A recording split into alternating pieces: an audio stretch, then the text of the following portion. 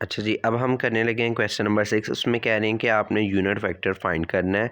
ठीक है, जो भी आपके पास वेक्टर होगा उसका आपने क्या फाइंड करना है, यूनिट वेक्टर। तो यूनिट वेक्टर के लिए सबसे पहले आपको उसको फार्मूला अच्छे तरीके से आना चाहिए। जैसे कि आपके पास यहाँ पे वेक्टर ये गिवन है, ठीक है, तो इसका यूनिट वेक्टर का फार्मूला ये होगा कि उसका जो ए वैसे का वैसे ही, और उसका नीचे उसका जो है मैग्नीट्यूड आएगा। क्या आएगा? मैग्नीट्यूड आएगा। उसी वेक्टर का क्या आएगा? नीचे मैग्नीट्यूड आएगा। ठीक है, तो असल में ये जो है इसके ऊपर हेड है, ये देखो ना हेड, ये किसके इक्वल है? ए का वेक्टर वैसे ही और नीचे उसका मैग्नीट्यूड। ठीक हो गया। तो अब हम उसको करने लगे हैं। जैसे यहाँ पे आपके पास वेक्टर ये गिवन है, सबसे पहले हम क्या करेंगे, फार्मूले का तो हमें पता चल गया। ठीक है, हम फार्मूला लिख लेते हैं, यानी कि क्या लिख लेते हैं, ए जो वैसे का वैसे ही आना है। ठीक है, यानी कि उसके ऊपर कैप वो किसके इक्वल है?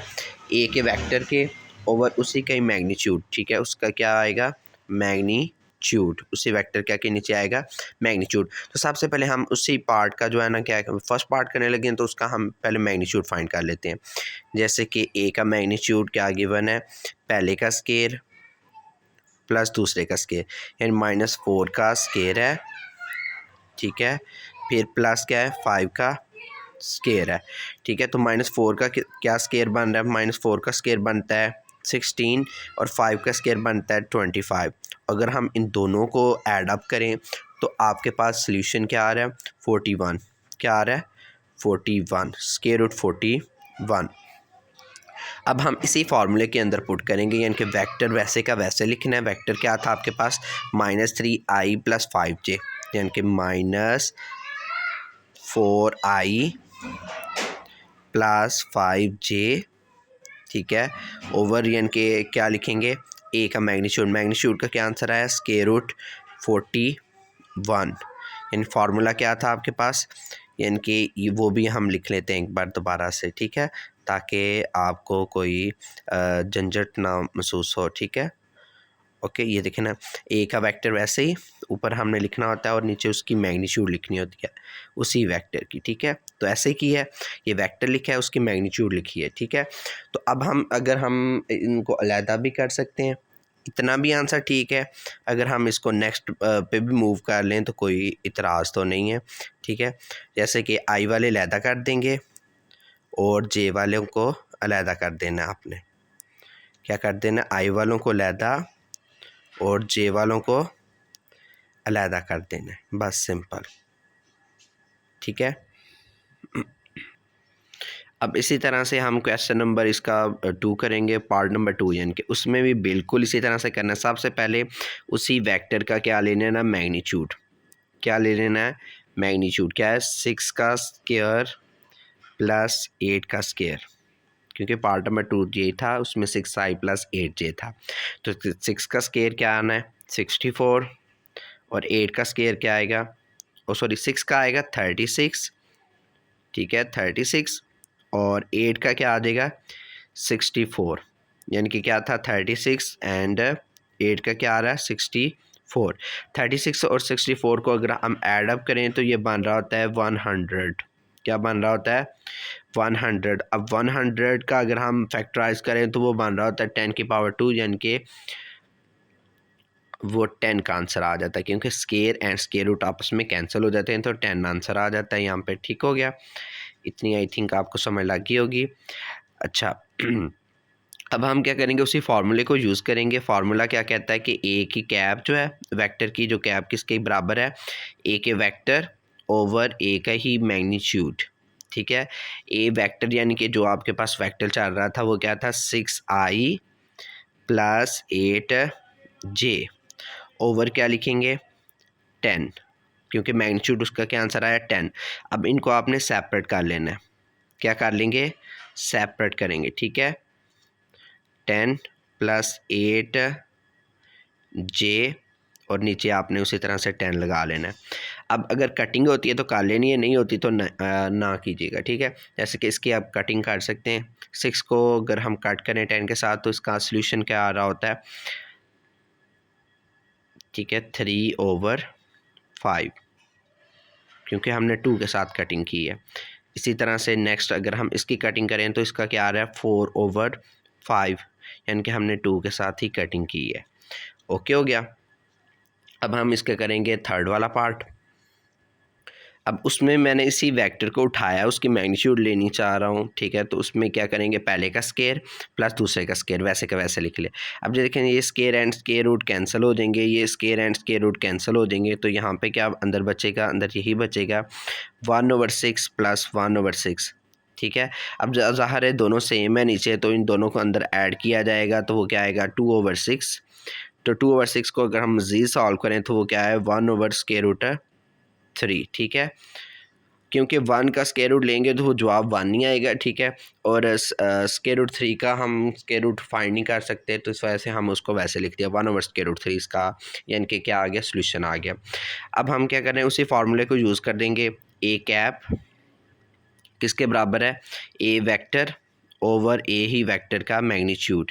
तो ए वेक्टर आपके पास ये चल रहा है, यानी कि 1/√6, ठीक है, आई प्लस 1/√6 जे ओवर क्या है 1/√3 के, किसके इक्वल है 1/√3 के। अब हम क्या करेंगे, ये देखें ये डबल टाइम में है, तो ये ऊपर जाके मल्टीप्लाई हो जाएगा, ठीक हो गया। तो इस वजह से ये क्या है 1/6 आई मल्टीप्लाई स्क्वायर रूट 3 कर लेंगे, प्लस इस तरह से 1/6 स्क्वायर रूट 6 वैसे ही जे और मल्टीप्लाई कर लेंगे स्क्वायर रूट 3 के साथ। अब ज़रा देखें ये 6 को अगर हम इस तरह से काम कर लें, यानी कि ये स्क्वायर रूट 6 है, इसको हम इस तरह से लिखें 2 × 3, यानी कि ये बराबर आ जाएगा स्क्वायर रूट 2 के और स्क्वायर रूट 3 के। अब जो स्क्वायर रूट 2 है और स्क्वायर रूट 3 है, हम इस तरह से इसको देख लेते हैं, यानी कि ये 2 और 3 स्क्वायर रूट के बराबर है, ठीक है। तो इसमें स्क्वायर रूट 3 के साथ कैंसिल हो सकता है, ठीक है, तो वो हम कर देंगे, और यानी कि यहाँ पे बच जाएगा 1/√2 आई। इसी तरह से यहाँ पे भी वही कंडीशन बन रही है, तो यहाँ पे भी यही बन जाएगा 1/√2 जे। यानी कि देखिए ना, अगर आपको समझ नहीं लगी तो मैं आपको बता देता हूँ। 1/√6 है ना, और मल्टीप्लाई हो रहा है 1/√3। अब हम इसको अगर हम यही शेप दें इधर, यानी कि 1/2 और 3 स्क्वायर रूट अलहदा किया, इधर स्क्वायर रूट 3 था, इधर यानी कि आई चल रहा था, ठीक है। तो ये देखें स्क्वायर रूट 3 के साथ कैंसिल हो गया, यही बचा है ना आपके पास 1/2 स्क्वायर रूट आई, तो वही हमने काम किया, ठीक हो गया। अब हम इसका जो लास्ट पार्ट रह गया वो हम करते हैं। तो देखिए हम फिर अगेन काम करने लगे, यानी कि पहले का स्क्वायर, पहले मैग्नीट्यूड फाइंड कर रहे हैं ना, तो प्लस -3/4 का स्क्वायर, ओके। तो 1/2 का स्क्वायर क्या होता है 1/4, क्योंकि 2 का ही हमने चेक करना है, 1 का तो 1 नहीं होता है। 3 का क्या होता है 9 और 4 का क्या होता है 16। अब हमने इसको एलसीएम करके इसको सॉल्व कर लेंगे, यानी कि नीचे क्या आ जाएगा 16 वैसे का वैसे ही, क्योंकि अगर हम 4 और 16 का अगर हम एलसीएम ले तो यहाँ पे ये काम बन रहा होता है। ये देखिए ये 4 और 16, ठीक है, इसका एलसीएम लें तो 2 और यहाँ पे 8 फिर लें तो क्या आएगा 1 और 4 फिर लें तो क्या आएगा 1 और 2 और फिर करेंगे इसको मज़ीद डिवाइड तो 1 1, ठीक है।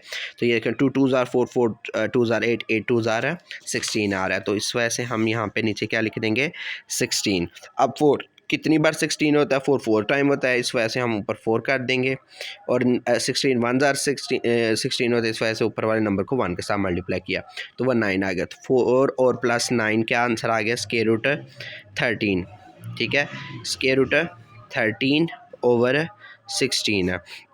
अब ज़ाहिर है 16 का तो स्क्वायर होता है, तो इस वजह से हम 16 का स्क्वायर लेके हम उसको कर देंगे, यानी कि इनको दोनों को अलग अलग कर लें। 16 का स्क्वायर किसका होता है 4 का स्क्वायर होता है, वो square and square root cancel हो जाएंगे, यहाँ पे क्या आंसर बच जाएगा, वो ये बचेगा स्क्वायर रूट 13/4। अब हम वही फार्मूले को यूज़ करते हुए, यानी कि इसके जो यूनिट वेक्टर फाइंड करेंगे, यूनिट वेक्टर का क्या फार्मूला है, जो उसकी कैप है वो किसके बराबर है, ए के मैग्नीट्यूड ए का वेक्टर ओवर उसकी मैग्नीट्यूड। ए का वेक्टर था, ठीक है, ये वेक्टर है, ये आपने नहीं समझना, ठीक है। ए का वेक्टर ओवर उसकी मैग्नीट्यूड, ए का वेक्टर आपके पास क्या गिवन है, वही गिवन है 1/2 आई प्लस क्या गिवन है, -3/4j, ठीक है। 1/2i -3/4j आपके पास गिवन है। 1/2i -3/4j ये आपके पास गिवन है। ओवर ए की मैग्नीट्यूड का क्या आंसर आया, √13/4 है। अब ज़रा 4 डिवाइड कर रहा है, ठीक है, ये डबल टाइम में है तो ये ऊपर जाके मल्टीप्लाई हो जाएगा। तो हमने इसी तरह से लिखेंगे 1/2i, ठीक है, मल्टीप्लाई यानी कि इसको क्रॉस मल्टीप्लाई करके ना ये उल्टा लिखा जाता है, यानी कि ये उल्टा लिखा जाएगा, 4/13 नीचे हो जाएगा, ठीक है। इसी तरह से इसमें भी आपने करना है 3/4j मल्टीप्लाई 4/13 का स्क्वायर रूट है, ठीक है। देखिए इसमें 4 और 4 कैंसिल हो गया, यहाँ पे ये कटिंग हो जाएगी, यहाँ पे 2 बचेगा, तो इसका आंसर आ गया 2/√13 और आई वैसे का वैसे ही। इधर ये देखें 4 के साथ कट हो गया तो 3/13j आ गया, ठीक है। तो ये इसका आंसर था। तो आज के हम इस वीडियो में इतने ही क्वेश्चन करेंगे 6 तक, बाकी हम नेक्स्ट वीडियो में करेंगे। ओके, तब तक के लिए अल्लाह हाफिज़।